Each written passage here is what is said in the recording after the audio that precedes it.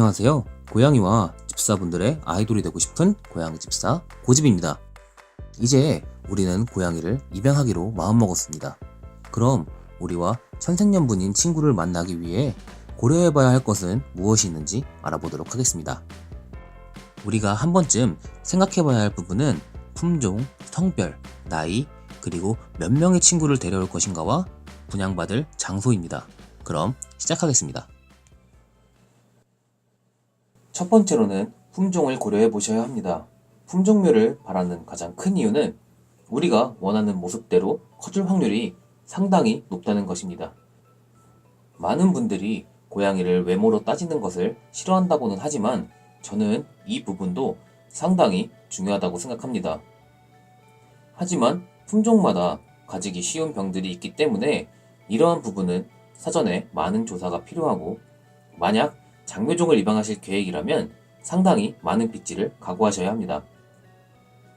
딱히 그런 부분에 대해서 원하시는 게 없다면 믹스묘를 추천드립니다. 여기도 어마어마한 미묘들이 즐비합니다. 일반적으로 분양받기도 덜 부담스럽고 양바의 양이겠지만 매덕체계도 강력한 편입니다. 두 번째로는 성별을 고민해 보셔야 합니다.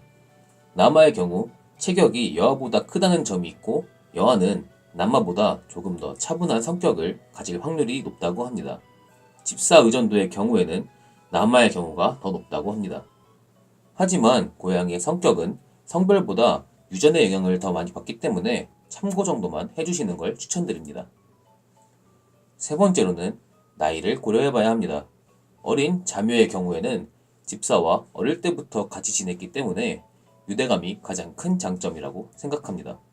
그리고 어리다 보니 경계심이 적어 적응을 잘 하는 편입니다. 또한 귀염 터지는 외모는 정말 몇 번을 봐도 최고입니다. 하지만 어린 만큼 건강상의 문제가 생길 수 있고 많은 관심이 필요하기 때문에 돈 또한 성묘에 비해 많이 들어가는 게 사실입니다. 그리고 사회화를 하기 힘들어하는 분이 많고, 성묘가 되었을 때 성격을 예측하기가 쉽지 않습니다. 그에 비해 성묘는 유대감 형성에 조금 더 정성이 필요하지만 노력에 따라 충분히 극복 가능하고, 이미 완성된 외모이기 때문에 좀 더 집사분들과 잘 맞는 고양이를 입양하실 수 있습니다. 고양이를 키우다 보면 외모도 외모지만 성격이 굉장히 중요하기 때문에 이러한 부분을 미리 체크할 수 있다는 건 큰 메리트가 됩니다.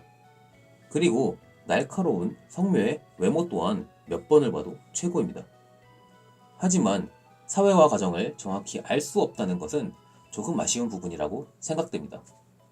네 번째로는 몇 명의 친구를 데려올까입니다. 여유가 되신다면 2마리 이상을 함께 입양하는 걸 추천드립니다.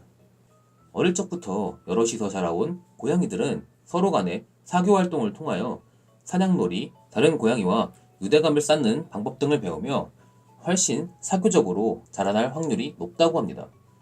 또한 함께 뛰어놀면서 비만 발생률도 낮춰줍니다. 하지만 중성화나 접종 시기가 겹치기 때문에 지출이 몰릴 수 있다는 단점 또한 존재합니다.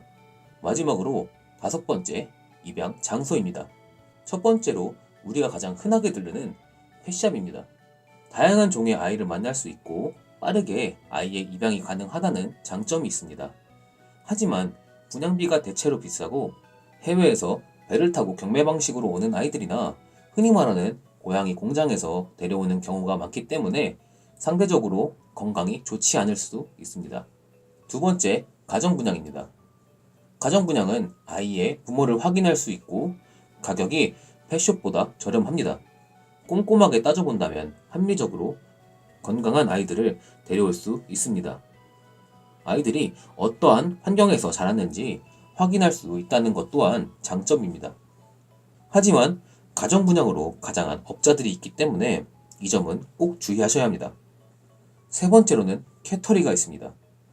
우리나라에서는 조금은 생소한 방법이긴 하지만 외국에서는 많은 분들이 캐터리를 이용한다고 합니다.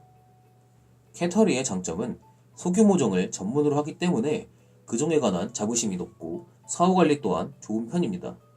하지만 생소한 방법이기 때문에 집사분들의 공부가 가장 많이 필요하고 TICA와 CFA에 등록이 되어 있는지와 건강 상태와 유전병 여부, 캐쇼 출전 여부 등등 많은 것들을 조사하셔야 합니다.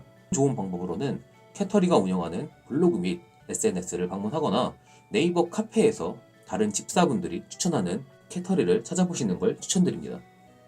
또한 분양가가 비싸게 느껴지겠지만 그 가격에는 중성화 비용, 유전자 검사 비용, 초음파 검사 비용 등등 여러가지 검사들을 포함하고 있기 때문에 이 점 또한 고려하셔야 합니다. 네 번째로는 보호소에 아이를 데려오는 방법입니다. 가장 아름다운 만남이라고 생각하고 또한 한 생명을 살리는 일이기도 합니다. 많은 스트리머 분들 또한 이러한 경로로 아이를 입양하는 것으로 알고 있습니다. 하지만 심신이 많이 지친 아이들이기 때문에 더욱 많은 사랑과 정성이 필요하고 고양이에 관한 지식이 많이 필요하기 때문에 집사분의 부단한 노력이 필요합니다. 그리고 마지막으로 길거리에서 아기 고양이를 데리고 오는 일명 냥줍이 있습니다. 말로는 굉장히 편해 보이기는 하나 절대로 쉽게 생각할 문제가 아닙니다. 불쌍하다고 생각되어 업어오시면 어미와 아이의 생이별의 주범이 될 수 있습니다.